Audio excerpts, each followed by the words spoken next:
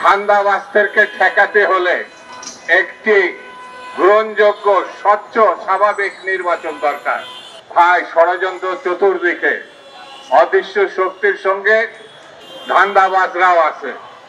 বাংলাদেশটাকে রক্ষা করতে হবে, বাংলাদেশের স্বাধীনতা সার্বভৌমত্বকে রক্ষা করতে হবে। বাংলাদেশ নিয়ে অনেক চক্রান্ত আছে। আপনারা জানেন,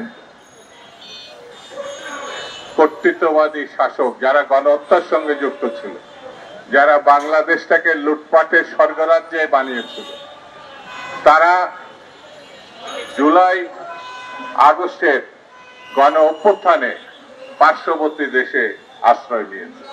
আপনারা জানেন যে প্রায় 14 মাস আগে যখন শেখ হাসিনার সরকারের পতন হয়েছিল, তখন পার্শ্ববর্তী দেশ এবং বিভিন্ন মহল বাংলাদেশের সংখ্যালঘুরা বিপন্ন এই ধোঁয়া তুলে বিশ্ব মিডিয়াতে তারা নানান ধরনের অপপ্রচার করেছে, একেবারে লাগাতার ভাবে বছর ঠিক কাল ধরে। কিন্তু এখন তারা আর সেটা করছে না। সারা বিশ্ব জানে বাংলার মানুষ, হিন্দু, বৌদ্ধ, খ্রিস্টান, মুসলমান সবাই একই সঙ্গে হাজার বছরের সংস্কৃতি ধারণ করে এবং মিলেমিশে বসবাস করে। এখন তারা অন্তর্ভুক্তমূলক নির্বাচন, অর্থাৎ বাংলাদেশে সকল রাজনৈতিক, যেটার মধ্যে আওয়ামী লীগ এবং 14 দলও থাকবে।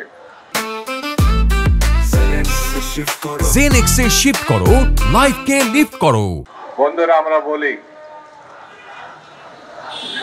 সকলের রাজনৈতিক অধিকার আমরা অস্বীকার করি না, কিন্তু যারা গণহত্যা করেছেন, যারা বাংলাদেশের ছেলে মেয়েদের, ছোট ছোট শিশুদেরকে হত্যা করেছেন, শত শত না হাজারে হাজারে আপনার 16 বছর ধরে গুম করেছে, তারা যারা অপহরণ করেছে, এমন কোন পরিবার নেই বাংলাদেশে যেই পরিবারে শেখ হাসিনা কর্তৃক কেউ না কেউ মামলার অধিকারী হয় নাই, কেউ না কেউ নির্যাতিত হয় নাই। সেই জন্য আমাদের কথা খুব পরিষ্কার, আগে বিচারের মুখোমুখি তাদের হতে হবে। মানব সন্তান সৃষ্টিকর্তার শ্রেষ্ঠ সন্তান, সেই সন্তানকে যারা হত্যা করেছে, নির্যাতন করেছে, তাদের আগে বিচার হতে হবে। যারা এই গণহত্যার সঙ্গে যুক্ত, আগে টাকা, যে টাকা আপনারা লক্ষ লক্ষ হাজার কোটি টাকা দেশের থেকে বিদেশে পাচার করেছেন, সেই টাকা আগে ফেরত দেন। তারপরে ইলেকশনে আপনারা অংশগ্রহণ করবেন নাকি করবেন না, তারপরে আলোচনা হবে। সেই জন্য আমরা মনে করি, বন্ধুরা, এই দেশ গণমানুষের দেশ, এই দেশ গরিব মানুষের দেশ, এই দেশ কৃষক শ্রমিকের দেশ। আগে তাদের সমস্যার সমাধান। এমন একটি দ্রব্য নাই হু করে তার দাম বাড়ছে না, কিন্তু মানুষের আয় রোজগার আস্তে আস্তে কমে যাচ্ছে। চাকরি বাকরি নেই বললেই চলে। যুবক যুবতী, শিক্ষিত অশিক্ষিত, সরকারকে আহ্বান করব, কাজের সংস্থান করুন, না হলে এই দেশটাকে ভালোভাবে ঠিক মতো চালানো কঠিন হবে।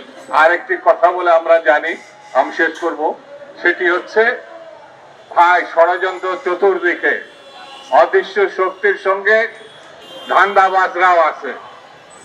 ধান্দাবাজদেরকে ঠেকাতে হলে একটি গ্রহণযোগ্য স্বচ্ছ স্বাভাবিক নির্বাচন দরকার।